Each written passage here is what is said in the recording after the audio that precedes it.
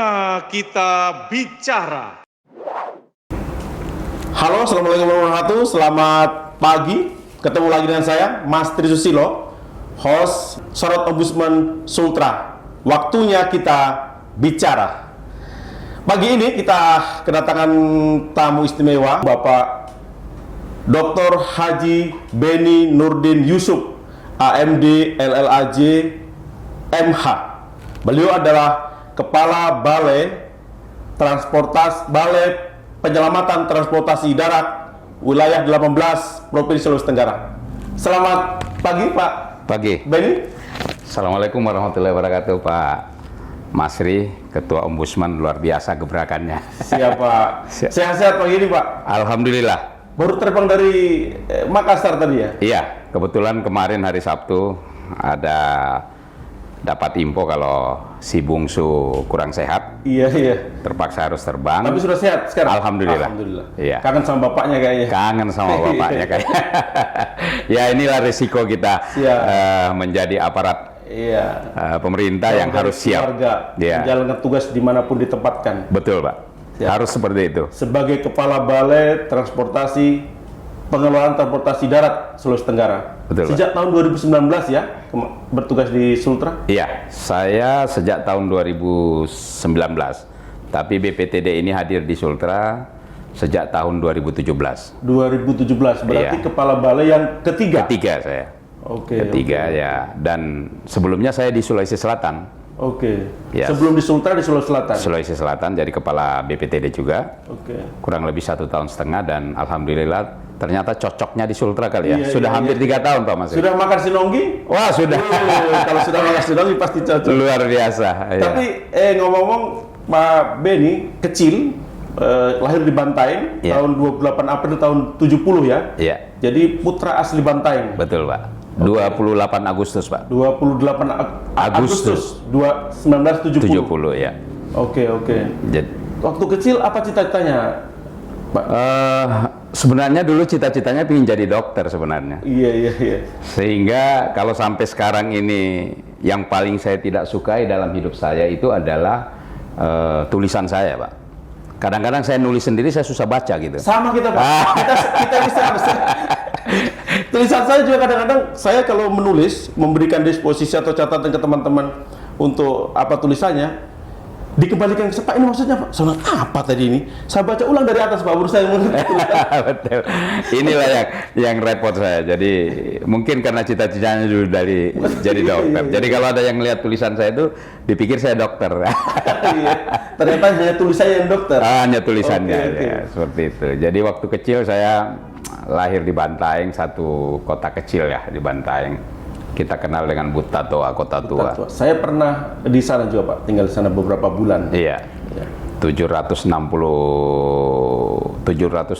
tahun kalau saya tidak salah. Kemarin baru harus dirayakan.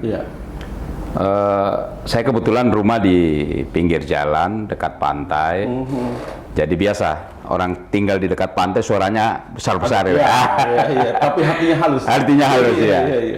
Ya, saya SD di Bantaeng, itu di SD Negeri 1 Lembang Cina. Itu depan rumah sakit.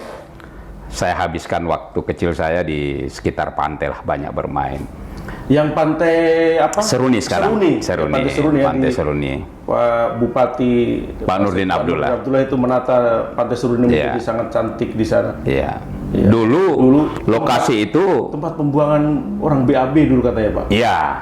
Jadi kalau kita pergi ke pantai dulu zaman-zaman saya, ya kalau kita mau mandi gitu ya, kurang nyaman lah. Iya. Ya itu hanya tempat kita mencari nafkah saja, nyari ikan nener, terus udang-udang kecil. Itu kalau sudah musim-musim barat itu kita pasang dari daun pisang yang kering, itu kita sambung terus. Nah, banyak cerita kalau saya pergi nyari seperti ini kadang-kadang dikejar orang tua. Ya, kebetulan bapak saya pelaut. Zaman di kampung ya mungkin sedikit dipandang orang, sehingga kalau ketahuan anaknya nyari nener atau apa itu marah ibu Iya, saya. iya. Kedua takut anak saya nanti tenggelam dan lain sebagainya. Apalagi Bantaeng itu depannya kan laut lepas itu. Laut lepas, laut Flores ya. Flores, Laut betul. Flores. Iya, iya, iya. Ya, tempat itu dulu Pak Masri, kalau sudah jam 8 malam sampai jam 9 malam udah nggak ada yang mau lewat Pak. Yang berani lewat itu cuma 2 Pak. Orang yang mau pacaran saja sama orang yang mabuk saja. Dua-duanya orang nekat itu, Pak. Orang nekat. Dua-duanya orang nekat. Alhamdulillah Pak Nurdin Abdullah merubah peradaban di sana dan Ya. Bantaeng menjadi suatu kota yang biasa. luar biasa, menjadi perbincangan buah bibir bahkan di dunia internasional seperti itu. Jadi sahabat Ombudsman, beliau ini asli Bantaeng dan sekarang diberikan amanah sebagai Kepala BPTD 18 Provinsi Sulawesi Tenggara. Terkait kita masuk ke BPTD, apa sebenarnya ruang lingkup tugas kewenangan BPTD itu, Pak? Jadi pertama saya ingin menyampaikan bahwa tentu ada yang berpikir bahwa dengan era otonomi kenapa sih ada lagi pemerintah pusat di daerah? Iya. Sebenarnya kalau kita bicara ke pemerintahan, apalagi konteks negara kita sebagai negara kesatuan, Iya. tentu bahwa seluruh kewenangan itu adalah milik pemerintah pusat. Iya, iya. Ya, karena kita adalah negara kesatuan. Betul. Dengan hadirnya otonomi daerah, maka sebagian urusan-urusan pemerintah pusat itu diberikan kepada pemerintah daerah Baik, iya. dalam rangka tentu memberikan pelayanan yang terbaik, Iya. mendekatkan pelayanan kepada masyarakat, dan tentu harapan kita bahwa amanah konstitusi kita ini bisa terwujud. Iya. Ya, mewujudkan masyarakat yang adil dan Iya. seterusnya seperti Iya. itu. Nah, seiring berjalan bahwa otonomi berjalan sejak tahun 1999 efektif di 2002 tahun 2000 dan beberapa mengalami perubahan regulasi mulai dari tahun 99 terus berubah jadi 2003 terus sampai 2014 Iya. dengan PP-nya PP 38 dan Iya. seterusnya. Maka ada sesuatu yang dianggap bahwa urusan-urusan perhubungan yang diletakkan di daerah ini tidak berjalan dengan baik. Belum maksimal dijalankan. Belum Betul, optimal. Pak. Iya.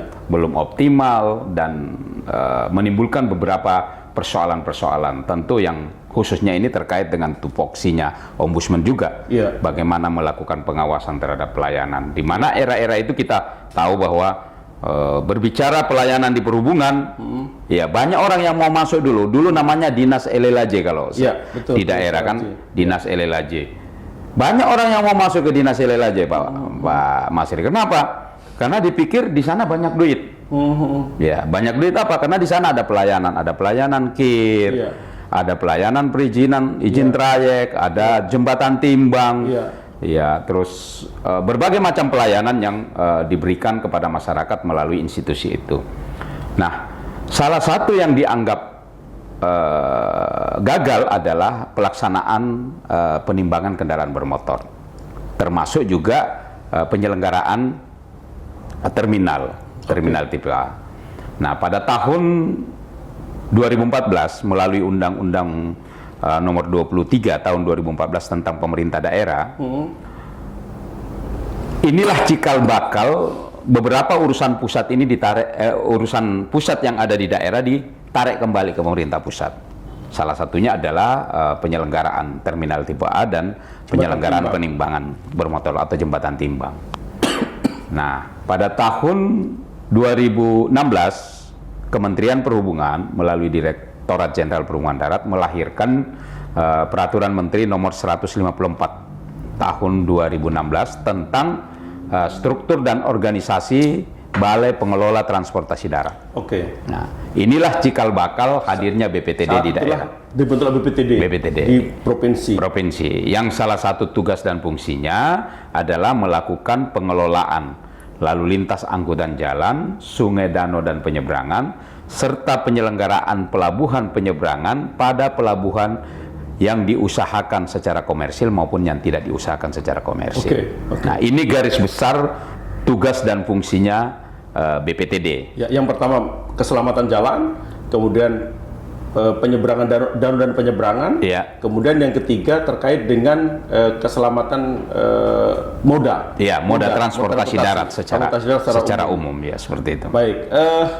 kita mungkin bisa mengulas satu-satu terkait dengan itu. Terkait dengan keselamatan transportasi, moda transportasi darat secara umum, yang selama ini menjadi bahan pembicaraan kita adalah adanya odol, overdimensi dan overload kendaraan, khususnya yang lintas provinsi. Ada juga yang dalam provinsi tentunya. Nah, bagaimana BPTD menangani atau menekan laju odol yang itu juga bisa mengancam keselamatan transportasi dan tentunya bisa berpengaruh pada kerusakan jalan yang ketika itu overload. Gimana Pak Ben? Iya. Jadi memang saat ini memang ini yang lagi seksi nih. Odol ya. Kadang-kadang kalau saya bicara odol, kadang-kadang orang juga masih odol apa sih? Dipikirnya Pepsodent. Seperti itu. Ternyata odol ini adalah singkatan overdimensi dan overload. Berbicara mengenai tata kelola penyelenggaraan angkutan barang di Indonesia. Dan berikut permasalahan-permasalahan, saya barangkali menggarisbawahi bahwa permasalahan ini adalah permasalahan bangsa. Kenapa saya katakan permasalahan bangsa? Bahwa ketika odol ini kita melakukan penanganan, maka ini akan mempunyai efek domino yang sangat besar. Termasuk stakeholder yang terkait juga ikut berperan. Sehingga saya selalu mengatakan bahwa permasalahan odol itu bukan permasalahannya BPTD saja, bukan permasalahannya Dinas Perhubungan saja, bukan permasalahan kepolisian saja, tapi ini permasalahan kita semua. Termasuk yang terpenting adalah permasalahan para pengusaha dan para pengguna barang. Ini yang terpenting. Ya, karena disinilah tentu awal mula terjadinya pelanggaran-pelanggaran itu. Ada sipak tamak. Kalau di tempat saya kebetulan orang Bantaeng, Mangoa, Mangoa ya, serakah gitu ya. Kendaraan sudah punya daya angkut. Berapa maksimalnya, tetapi karena pingin untung yang besar, pingin ditambahin.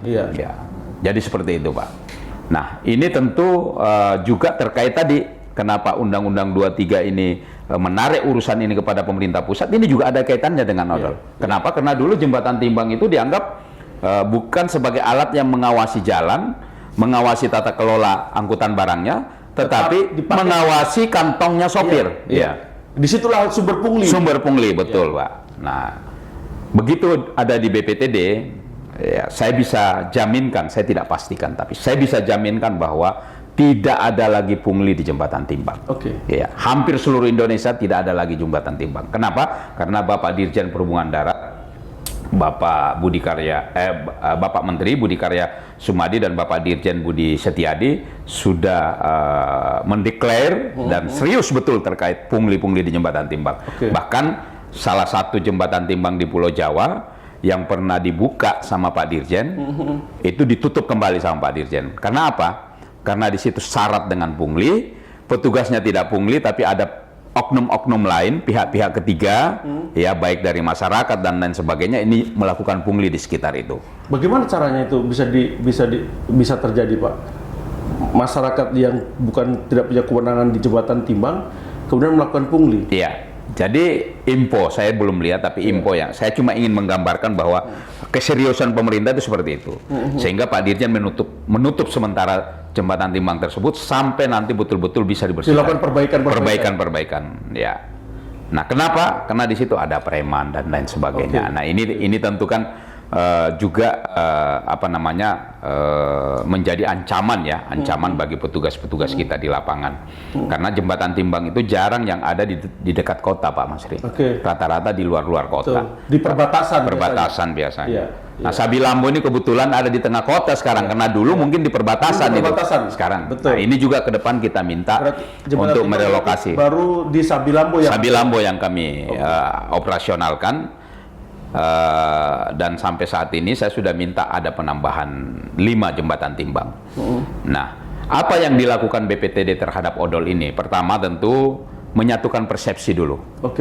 Langkah yang saya lakukan adalah mengundang seluruh stakeholder untuk menyatukan persepsi bahwa permasalahan odol, permasalahan overload ini bukan permasalahan kami saja. Termasuk pelaku usaha. Pelaku usaha. Ini kita berikan edukasi semua, dan alhamdulillah di Sultra ini sudah lahir SK 594 kalau saya tidak salah. SK Gubernur. Ya. Tentang penertiban dan penegakan hukum pelanggaran lalu lintas angkutan jalan, yang salah satu konsennya adalah melakukan penertiban kendaraan-kendaraan odol. Nah, ini langkah maju, dan ini baru satu provinsi yang berani mengeluarkan SK. Walaupun tantangannya juga cukup besar dan membutuhkan tentu kerja-kerja luar biasa dari seluruh stakeholder.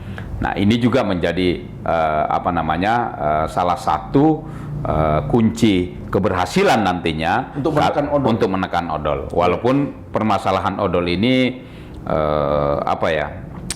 karena ini sudah penyakit menahun, sudah kanker, sama kalau penyakit kanker Pak Masri.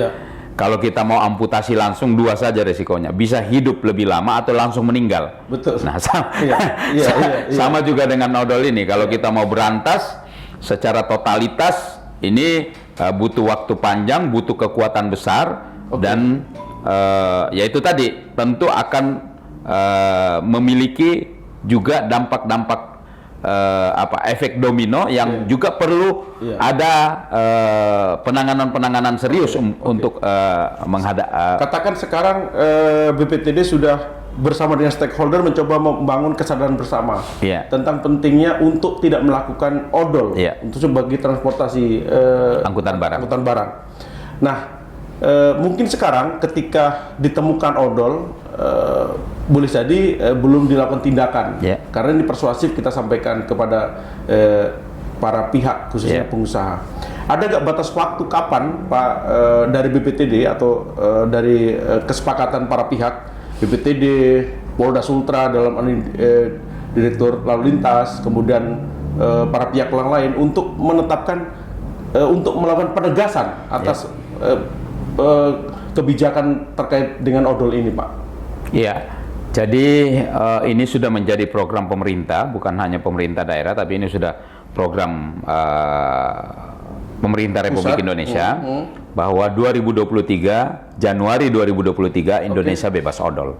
Januari 2023 ya. Nah, Indonesia bebas odol. Berarti masih ada 1 tahun waktu. 1 tahun waktu yang untuk kita bisa diberikan waktu ke semua pihak di daerah untuk menata ini ya. Iya. Oke. Jadi ini memang bukan pekerjaan ringan, pekerjaan ringan. Kalau kerjaan di Jembatan Timbang itu kerjaan mudah itu Pak Mas. Mobil masuk, periksa, timbang, melanggar, data tilang, udah. Tetapi yang kita hadapi ini adalah permasalahan bangsa, permasalahan ekonomi, politik, sosial, sehingga ini betul-betul butuh kerja keras dari kita semua, kerja cerdas dari kita semua. Nah, langkah-langkah ini terus kita lakukan, termasuk melakukan pendataan bengkel-bengkel karoseri, termasuk dealer-dealer. Ini juga kami sudah menghimbau, bahkan surat kami sudah meluncur ke beberapa dealer, termasuk teman-teman di Ditlantas yang menangani regiden. Kami sudah minta kendaraan-kendaraan angkutan barang yang tidak memiliki SRUT, sertifikat registrasi uji tipe mengenai rancang bangun, ini jangan diproses STNK-nya. Karena kadang-kadang dibeli baru, habis itu dilakukan perubahan, betul. Tanpa ada persetujuan dari BPTD, BAP yang dikeluarkan oleh BPTD, dan bengkel yang membuat ini tidak memiliki izin. Nah, seperti ini. Jadi ini langkah-langkah semua. Nah, peluang-peluang yang bisa menciptakan odol inilah yang harus kita tutup satu demi satu.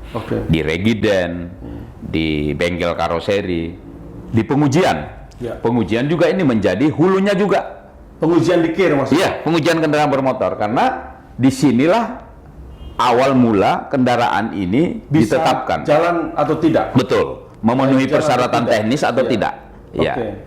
Jadi ini yang menjadi konsen kita. Dan kami terus dorong, termasuk bagaimana mendorong kabupaten-kabupaten bisa segera menerapkan penyelenggaraan pengujian berkala kendaraan bermotor ini sesuai dengan KP 1743 garing AJ titik 502/DRJD/2020 tentang penyelenggaraan pengujian berkala dengan elektronik, dengan sistem elektronik. Ini yang menarik.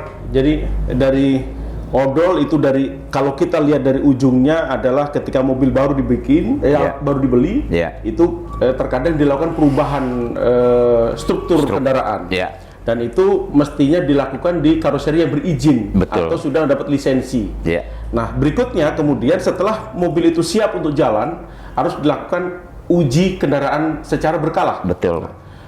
Ombudsman Sultra beberapa tahun lalu, tahun 2019 melakukan kajian atas ini, rapid assessment, dan hasil temuan kita itu dari 17 kabupaten kota yang memiliki kewenangan untuk melakukan pengujian, itu baru 1 kota yang memiliki izin lisensi dan bisa melakukan pengujian berkala, yaitu Kota Bau-Bau.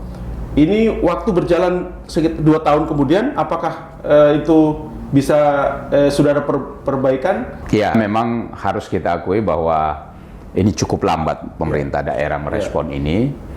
Tapi saya juga patut berterima kasih bahwa seperti Kota Kendari sudah kita sisa menunggu. Kemarin sudah saya teken suratnya ke Dirjen untuk persetujuan untuk melaksanakan pengujian berkala secara elektronik.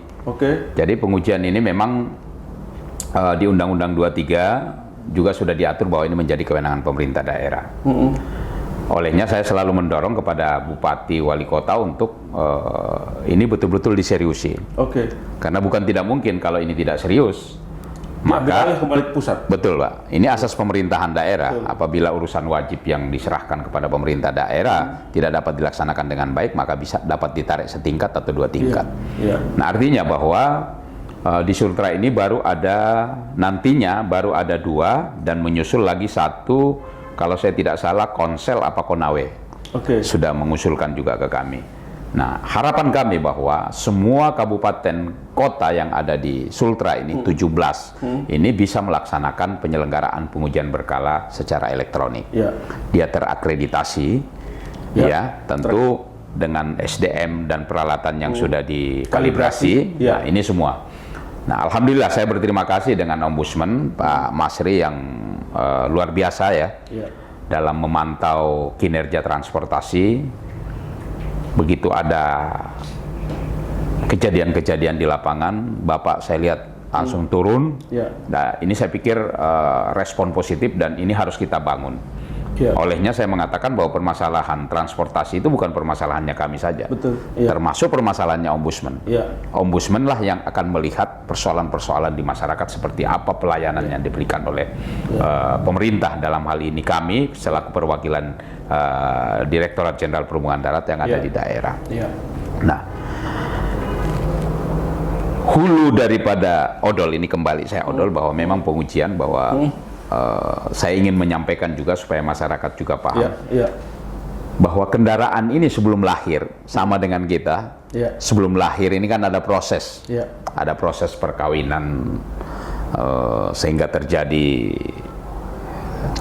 bakal anak, terus jadi bayi. Nah, begitu dia lahir dia harus mendapatkan akte. Nah, kendaraan pun seperti itu.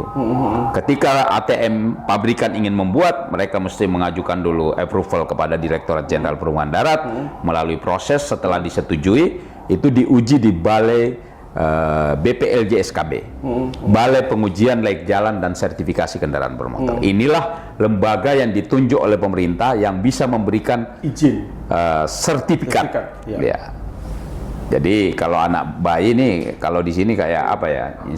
Kasih nama begitu. Yang memberikan akte, itu akte kelahiran kan? Catatan sipil. Catatan sipil. Nah, dari hasil inilah dibawa ke Dirjen, lalu Dirjen approval, keluarlah namanya sertifikat uji tipe kendaraan bermotor. Inilah yang menjadi dasar pabrikan untuk memproduksi. Sama dengan katakanlah ini kelas 1 di desainnya sudah keluar, buatlah seperti desain seperti ini dikeluarkan itu. Nah, makanya dia namanya uji tipe karena cuma 1 yang diuji.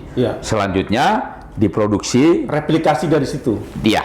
Dibuat apakah 100, 1000. Nah, saya kembali ke angkutan barang. Angkutan barang ini pabrikan hanya membuat landasan saja. Jadi kalau kita lihat Pak Masri, kalau kita beli truk itu kan cuma kepalanya saja. Dengan Chasisnya saja. Ya, dengan chassis, Chasisnya betul. saja. Nah, Ya. kendaraan barang inilah yang diatur yang terkait dengan rancang bangun. Rancang bangun karoseri kendaraan bermotor. Nah, persyaratan rancang bangun ini adalah setiap bengkel karoseri yang akan membuat, apakah dia itu dalam bentuk box, dalam bentuk truk bak terbuka, Atau kayu. atau tutup bak kayu, wajib mendapatkan SK rancang bangun dari Dirjen Perhubungan Darat. Oke. Nah, persyaratannya apa?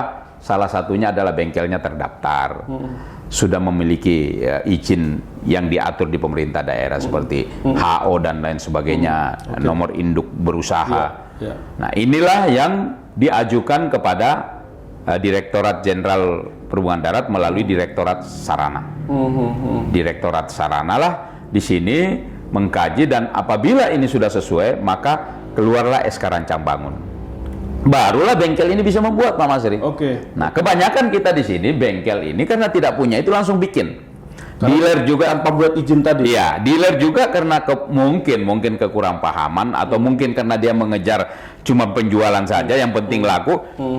Urusan nanti masyarakat mau bikin di mana itu urusannya. Tetapi inilah yang perlu saya jelaskan melalui podcast. Saya terima kasih supaya dealer juga paham bahwa Anda ikut bertanggung jawab. Anda ikut bertanggung jawab karena Anda yang menjual kendaraan itu, dan Anda harus juga ikut memantau, bukan mengawasi, tapi memantau kemana kendaraan ini akan dibangun, akan dibangun, apakah bentuk dump truck, bak kayu dan lain sebagainya. Nah, di Sultra ini, alhamdulillah sampai sekarang belum ada bengkel karoseri yang Semua memiliki masih izin. di Makassar ya? Yang ada cuma di Makassar dan sebagian besar di Pulau Jawa. Oke. Nah, ini yang saya harapkan. Bahkan kemarin saya ada surat ke dealer untuk orang yang mau membeli dalam bentuk landasan, kalau alamat di Sultra jangan, usah dilayani. Karena pasti dia akan masukkan ke bengkel-bengkel karoseri yang tidak punya izin. Betul. Nah, disinilah cikal bakal akan terjadinya pelanggaran-pelanggaran dimensi tadi. Karena pasti yaitu tadi masyarakat kita mau apa, Mas Ri? Kalau orang sini bilang apa tuh? Harusnya 2,5 meter tambah 3 meter. Ya, seperti lebarnya 2,5 meter, tambah lagi jadi 3 meter. Tingginya harusnya maksimum 1 meter, Ditambah dia bikin 2 meter atau 2,5 meter. Nah, wadah yang begitu besar, medianya yang begitu besar, inilah yang berpotensi terjadi pemuatan lebih. Nah, disinilah tugas daripada teman-teman di pengujian, sebelum kendaraan ini mendapatkan kartu uji, ini betul-betul diverifikasi. Oke. Kalau dia tidak punya SK rancang bangun, karena SK rancang bangun inilah yang menjadi dasar nantinya mereka buat, setelah bengkel ini buat, nanti lapor ke BPTD. Oke. BPTD lah yang melakukan namanya pemeriksaan BAP. Jadi kita bikinkan BAP-nya, pemeriksaan berita acara pemeriksaan karoserinya. Kita sesuaikan dengan SK rancang bangun yang dikeluarkan. Kalau itu sudah sesuai, barulah BAP ini kita keluarkan sebagai dasar untuk mengeluarkan SRUT-nya, sertifikat registrasi uji tipe rancang bangunnya. Barulah kendaraan ini boleh diterbitkan STNK-nya. Oke. Nah, ini juga menjadi informasi penting bagi teman-teman di kepolisian yang melakukan penanganan regiden. Kalau mereka tidak punya SRUT ini, jangan dikeluarkan STNK-nya. Oke. Ya, jangan dikeluarkan. Harus punya SRUT dulu baru bisa dikeluarkan. Bisa keluar STNK-nya. Itu bagi mobil-mobil yang baru didaftarkan. Baru didaftarkan seperti itu. Nah. Baik, tapi kita kembali lagi ke soal KIR berkala untuk kendaraan bermotor. Artinya untuk di Sulawesi Tenggara ini berarti baru akan ada 2 kabupaten kota yang memiliki alat KIR yang memiliki izin, ya betul. KIR untuk bisa digunakan. Dengan kata lain, kabupaten kota yang lain belum memiliki dan belum dapat melakukan uji KIR. Betul. Gitu. Nah, apakah itu artinya bahwa di kabupaten kota yang lain tetap tidak bisa mengeluarkan? Karena kalau mengeluarkan berarti itu maladministrasi. Ya, karena alatnya tidak terverifikasi dan tidak terkalibrasi. Kemudian yang kedua bisa jadi pegawainya ada, bersertifikat bisa jadi ada, tetapi karena alatnya tidak ada, maka tidak bisa mengeluarkan begitu. Betul. Karena konsekuensinya nanti kalau mengeluarkan itu, dari mana asalnya kok bisa mengeluarkan? Bisa keluar tiba-tiba. Berarti selama ini KIR di kabupaten kota yang lain itu apakah BPTD pastikan tidak keluar atau seperti apa, Pak? Ya, ini menarik nih, Pak Masri. Ini menarik nih. Karena temuan kami di Jembatan Timbang, banyak kendaraan-kendaraan itu yang hanya memiliki kartu uji sementara. Oke. Kertas selembar diketik, dan ini sudah saya kumpulin semua, sudah saya suratin semua. Oke. Nah, ini juga mungkin Ombudsman bisa juga turun nih. Ini jelas-jelas maladministrasi. Ya, ya. Ini jelas maladministrasi dan ini melanggar aturan. Prinsipnya, ketika dia tidak memenuhi persyaratan, maka dia tidak boleh buka praktek. Betul, Ya, betul. sama dengan dokter. Oke. Dia ahli. Oke. Dia punya apa namanya?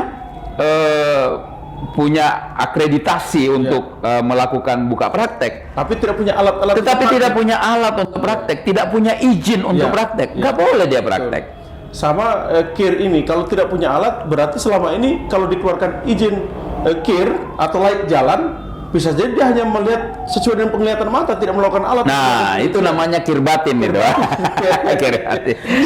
Saya kira ini yang menarik, Pak Kepala Balai. Mungkin bisa diseriusi ini ke depan, bisa diundang pemerintah kabupaten kota, khususnya dinas perhubungan, untuk mendudukkan kembali. Iya. Apakah mereka selama ini karena belum punya alat, diporsikan untuk segera memiliki alat dan terkalibrasi dan bisa menguji kendaraan bermotor di kabupaten kota, karena kalau tidak mereka harus menguji di kabupaten lain. Betul. Begitu.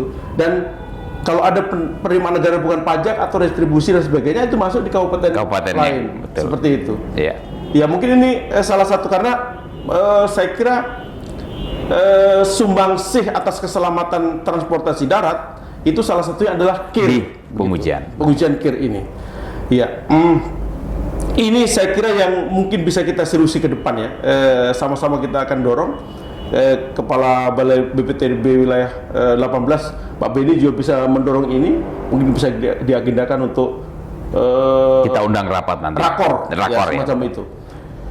Nah, yang tidak kalah menariknya, Pak, salah satu tugas dari BPTD adalah penyeberangan. Ya. Danau dan penyeberangan, lintasan. Di Sulawesi Tenggara sangat banyak sekali lintasan, baik yang dikelola oleh BPTB sendiri maupun yang dikelola oleh pemerintah daerah. kabupaten maupun provinsi. Nah, di beberapa yang terakhir kemarin kita sempat lihat video viral terkait dengan tindakan premanisme di penyeberangan Amolengo Labuan, dan itu menjadi perhatian publik. Bahkan Pak Gubernur juga sudah memberikan instruksi untuk melakukan penindakan atas kasus itu. Nah, kalau untuk mencegah adanya premanisme calo ini, dalam pandangan Pak Beni seperti apa? Karena bisa jadi kejadian bukan hanya di Amolengo, mungkin di penyeberangan yang lain juga terjadi, hanya belum muncul saja. Muncul ya. Ya. Jadi ini menarik, Pak.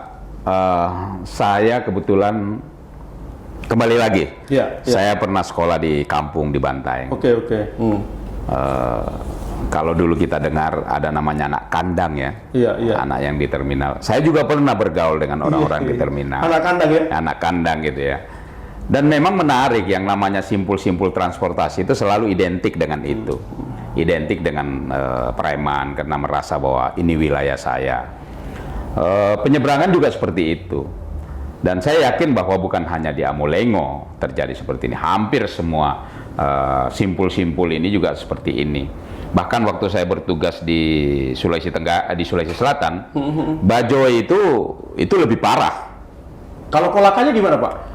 Kolaka juga iya. Iya. Kolaka juga iya. Tapi alhamdulillah sekarang kita sudah mulai melakukan penanganan. Ya. Bahkan saya sudah jadi kepala BPTD di sini. Saya pernah ingin menyeberangkan satu unit kendaraan kendaraan barang dari Bajoy, milik kakak saya.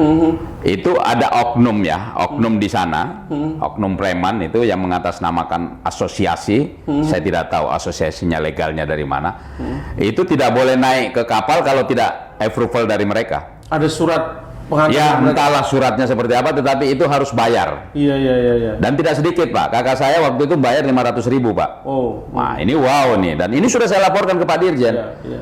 Sehingga menurut saya momentum Amolengo ini bisa kita jadikan sebagai momentum untuk membongkar semua mafia. Mafia premanisme yang ada di pelabuhan penyeberangan. Apakah ada indikasi misalnya keterlibatan dari penyelenggara yang ada di pelabuhan situ, Pak? Saya tidak berani mengatakan itu. Tetapi kalau di suatu tempat ada pelanggaran terjadi yang tidak sesuai dengan ketentuan, lalu itu menjadi suatu kebiasaan dan berlanjut, kita bisa menilai sendiri. Ya, seperti itu. Jadi saya mau mengatakan bahwa dengan kasus Amulengo ini, mudah-mudahan ini menjadi momentum kita semua untuk memberantas premanisme yang ada di simpul-simpul transportasi. Bukan hanya di pelabuhan penyeberangan, termasuk di terminal, termasuk juga di jembatan timbang. Ya, karena ini akan menjadi batu sandungan kita.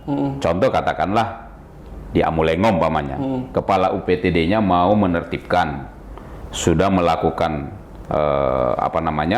upaya-upaya. Terus kami dari BPTD juga dari sisi fungsi pengawasan keselamatan, keamanan pelayarannya juga kita sudah tegakkan. Tetapi kalau ada oknum-oknum yang merasa hebat di situ, ya, dan seolah dia teramini apa yang dia lakukan, maka tentu ini juga menjadi ancaman bagi petugas-petugas, ya kan? Dan ini tentu kita tidak harapkan ke depan.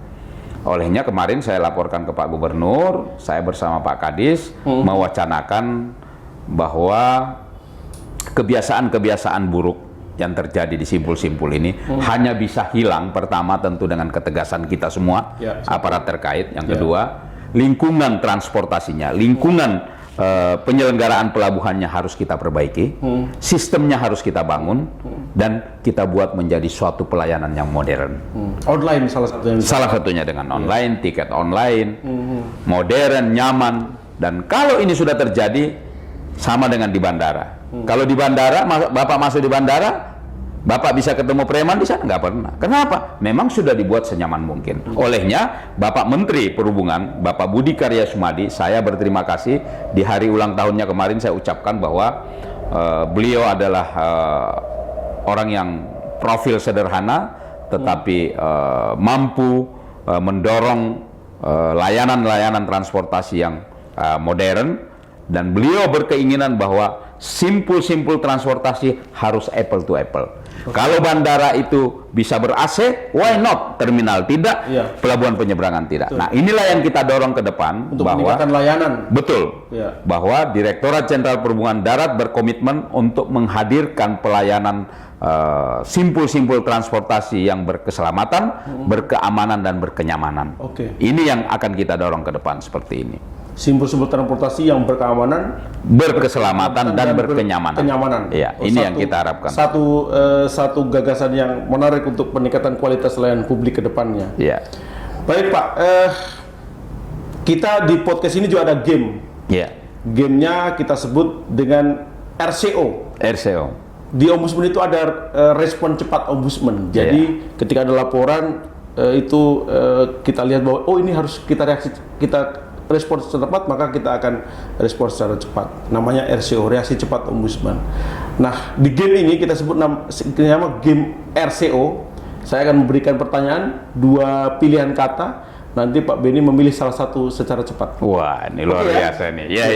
Supaya betul. Kita lihat reaksinya Pak Beni. Iya. Pertanyaan pertama, Kendari atau Bantaeng? Bantaeng. Bantaeng. Kenapa? Ya. Bantaeng.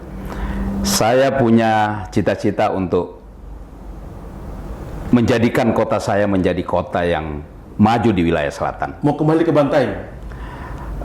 Persoalan kembali atau tidak itu nomor 2. Tetapi saya punya mimpi bahwa Bantaeng ini adalah kota tua di Sulawesi Selatan. Berarti artinya mungkin di Sulawesi. Artinya apa? Bantaeng sudah memiliki peradaban yang luar biasa. Kalau dia memiliki peradaban yang luar biasa, maka Bantaeng tidak boleh menjadi kota yang terkebelakang, tetapi dia harus menjadi kota yang terdepan di wilayah selatan. Apalagi kalau kita lihat di Sulawesi Selatan, Bantaeng adalah hub di wilayah selatan, sama dengan kalau kita ke utara, Parepare, seperti itu. Sehingga Bantaeng dengan potensi alam dan potensi geografisnya harus menjadi kabupaten yang terbaik. Ada mimpi besar Pak Beni untuk Bantaeng ke depan berarti ya? Oh ya, saya punya mimpi besar untuk Bantaeng. Pertanyaan kedua, goes atau jogging? Goes. Iya. Ada karena jawaban goes? Pertama saya cinta goes, saya suka goes. Kedua, ada perasaan saya miris melihat bahwa sepeda itu dianggap suatu moda transportasi yang dikesampingkan. Padahal di negara-negara maju, sepeda ini adalah transportasi yang luar biasa. Apalagi perubahan iklim yang luar biasa, maka kita harus mendorong bagaimana masyarakat mampu menjadikan sepeda ini bukan hanya sebagai olahraga, tetapi menjadi sebagai sarana bertransportasi. Kemana? Kalau ada sekarang ini kita katakan bike to work, saya malah waktu saya baru datang di Sultra, saya mendorong bike to school, bike to kampus, kalau perlu bike to market. Jadi bersepeda menjadi satu budaya harus dikembangkan menjadi budaya. Terkait dengan budaya bersepeda, apakah transportasi darat di Kota Kendari khususnya atau di Sultra secara umum itu sudah backup untuk keselamatan transportasi bersepeda? Nah, ini pertanyaan menarik dan ini menjadi challenge bagi kami. Saya sudah memulai dengan di kantor Bike to Work. Dan bersepeda ini harus didukung dengan kebijakan full pemerintah. Saya sudah juga menyampaikan kepada Bapak Wali Kota, Bapak Zulkarnain, dan alhamdulillah beliau ketua ISI kalau saya tidak ketua ISI di Sultra. Mimpi saya bahwa Kota Kendari ini ke depan sudah harus dibangun lajur-lajur hijau, lajur-lajur sepeda. Ya tidak usah ke luar negeri, contoh Jakarta aja sudah ada, dan memberikan jaminan keamanan dan keselamatan bagi pengguna sepeda. Ini yang terpenting, karena apa? Bersepeda saat ini Pak, saat ini masih 90% pengguna jalan yang ada di jalan masih menganggap sepeda itu bukan bagian daripada transportasi di jalan, padahal dia menjadi bagian, sehingga empati harus kita bangun, semua pengguna jalan ini harus berempati bahwa ketika melihat orang pesepeda dia harus mendahulukan, memberikan ruang, betul, sepakat. Olehnya pemerintah daerah harus komit dan serius menyiapkan ruang-ruang untuk pesepeda, karena ini salah satu langkah untuk kita mengurangi perubahan iklim cuaca, polusi, sehat. Saya tambahkan sedikit, Mas Ri. Saya kemarin melihat di YouTube Ibu Sri Mulyani, dan ini menurut saya cukup menarik. Bahwa Sri Mulyani mengatakan, ya kalau negara-negara maju yang dulu perilakunya mengotori alam ini, sehingga udara kita seperti ini terjadi perubahan-perubahan iklim, terus sekarang mendorong negara-negara yang berkembang untuk untuk melakukan gerakan-gerakan perubahan, mengurangi emisi gas buang, emisi rumah kaca untuk perubahan iklim, maka harus ada value-nya, harus nilainya. Apa yang Anda bisa berikan? Nah, olehnya dari apa yang saya sampaikan ini, saya ingin bahwa pemerintah pusat, pemerintah daerah, dan dunia internasional harus mendukung program ini, dan kalau perlu ada dana-dana hibah yang diberikan kepada pemerintah daerah untuk menghadirkan ruang-ruang bersepeda, ruang-ruang hijau yang nantinya bisa dimanfaatkan oleh masyarakat di Sultra dalam bertransportasi yang baik. Awalnya untuk kesehatan, tapi nanti akan menjadi satu moda transportasi utama. Betul. Yang bisa digunakan oleh masyarakat. Ketika ada jalur khusus untuk sepeda. Betul. Sepakat, Pak. Yang ketiga, ini pertanyaan tentang makanan, Pak. Sate atau ikan? Sate. Kenapa pilih sate? Kan Pak Benny tinggal di pinggir laut nih. Iya, karena saya kalau ada acara, kebetulan ibu saya jago bikin sate. Iya, jadi kalau ibu saya bikin sate, itu beda, Pak. Dan di sini saya cari sate seperti itu belum ada. Caranya gimana? Cara bikinnya gimana? Iya, jadi mungkin Pak Masri pernah di Makassar makan sate mase-mase ya? Mirip seperti itu, Pak. Dan itu saya keliling, sate seperti ini hanya ada di Makassar. Saya dulu pernah bermimpi waktu sini, wah ini kalau saya bisa dapat franchise ini buka di sini nih. Iya. Kedua, kenapa saya pilih sate? Oh, saya pinggir di pantai udah sering makan ikan. Ya, kalau orang Makassar bilang makan ikan. Seperti itu. Oke. Iya, iya. Oke. Yang terakhir Pak,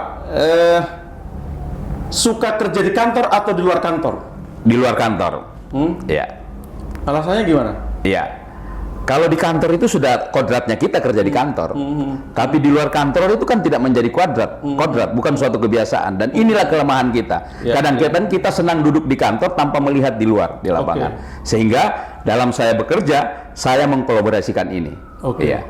Karena saya bisa tahu apa yang akan saya implementasikan, apa yang saya rencanakan ketika saya melihat pekerjaan di lapangan seperti itu. Itu fakta-fakta menarik yang dipakai untuk bisa untuk merencanakan, evaluasi dan sebagainya ya ke depannya. Iya.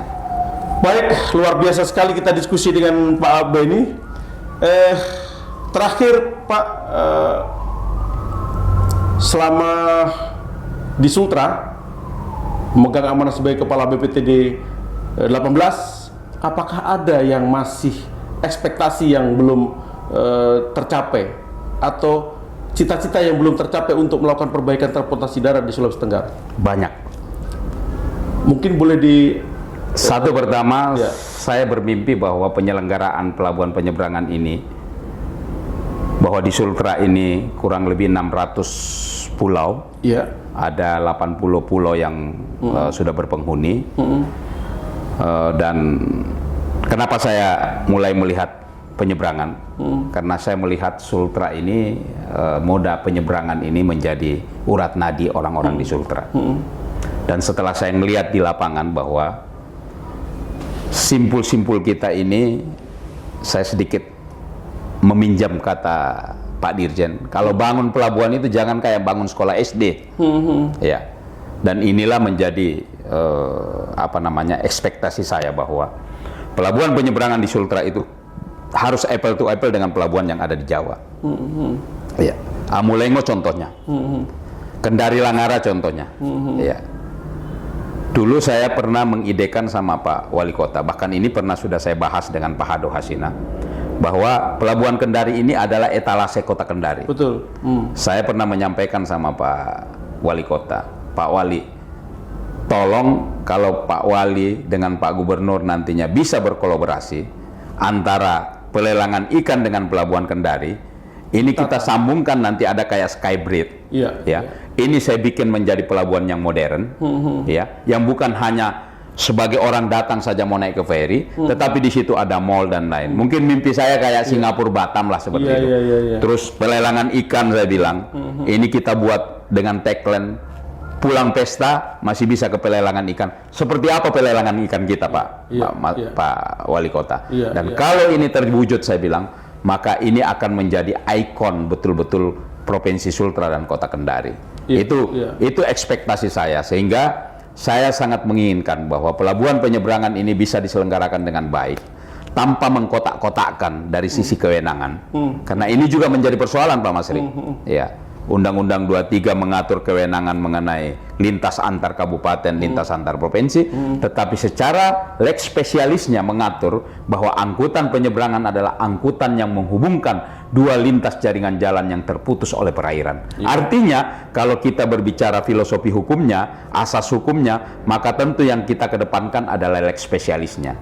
Sehingga kewenangan ini ke depan, saya berharap bahwa khusus di Kementerian Perhubungan ini juga bisa melihat seperti apa.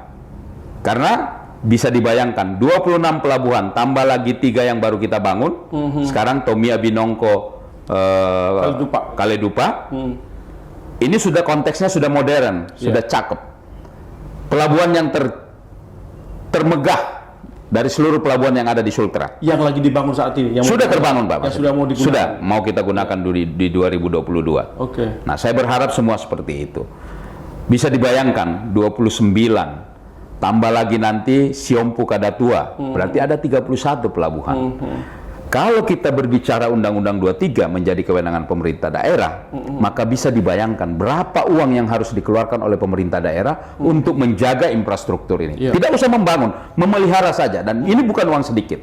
Nah, ini menjadi kelemahan, sehingga ekspektasi saya ke depan bahwa tata kelola penyelenggaraan pelabuhan penyeberangan dari sisi kewenangan ini harus betul-betul kita atur dengan baik, sehingga beban itu tidak semata-mata menjadi beban daerah, Betul. tetapi juga menjadi beban pemerintah pusat. Ya. Nah, ini yang ke depan. Kalau ini bisa kita tata dengan baik, maka saya yakin usulan-usulan pembangunan pelabuhan modern untuk kita tarik ke pusat ini tidak akan mendapat hambatan-hambatan dari sisi regulasi.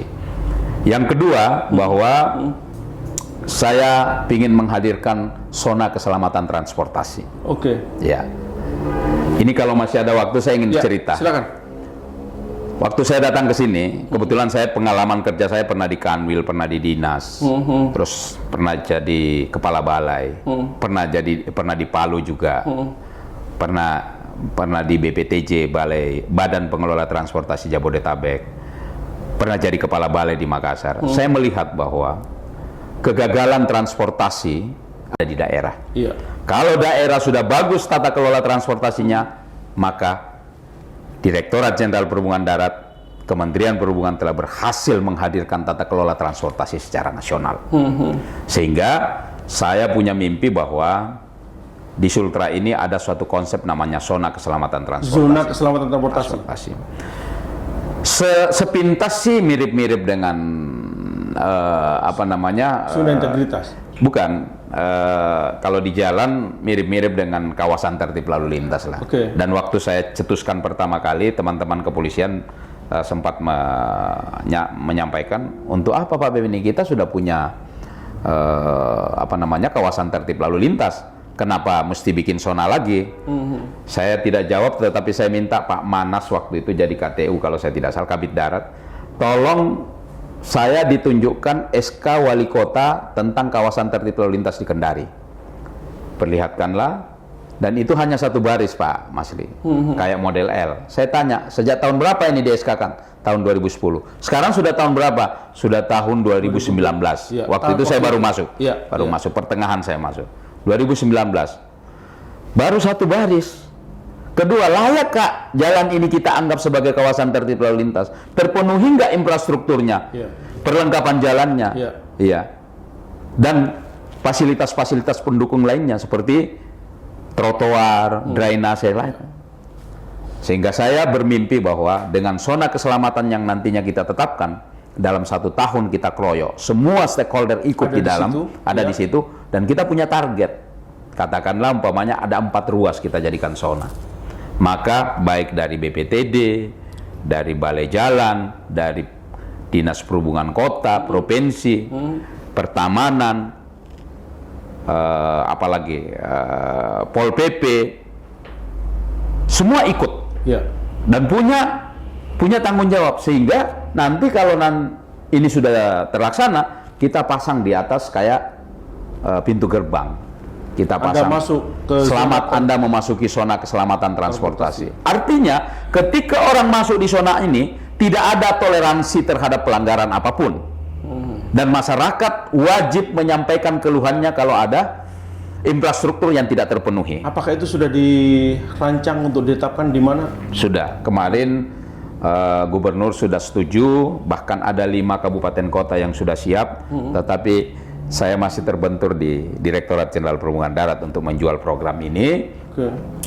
Waktu itu Pak Hado minta jangan cuma di jalan saja Pak Beni, kita buat secara keseluruhan. Jadi yang tadinya zona keselamatan transportasi darat berubah menjadi zona keselamatan transportasi. Jadi di bandara nanti ada ikon begitu masuk, selamat datang di Bumi Anoa, Anda memasuki zona keselamatan transportasi. Di pelabuhan juga seperti itu, di terminal juga seperti itu. Sehingga secara sederhana tulisan ini tetapi memberikan makna yang luar biasa kepada seluruh individu masyarakat yang akan bertransportasi. Itu mimpi Pak Beni yang belum bisa terwujud sampai saat ini. Betul Pak. Semoga tahun 2022 itu bisa menjadi jalan yang terbuka untuk itu.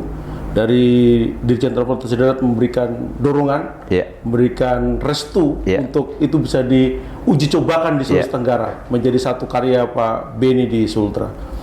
Baik, sahabat Ombudsman, luar biasa, waktu terus berjalan. Kita diskusi dengan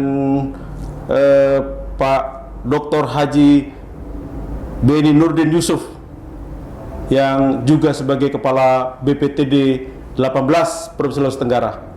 Satu hal yang mesti kita ambil adalah bahwa semua masyarakat dan kita semua bertanggung jawab atas keselamatan transportasi darat, sehingga baik itu pengusaha maupun penyelenggara pelayanan publik harus sama-sama menjaga dan mengikuti aturan terkait dengan pentingnya transportasi darat.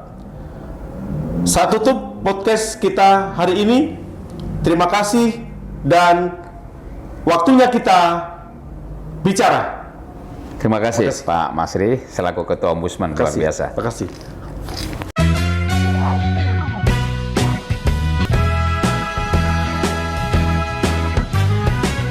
Waktunya kita bicara.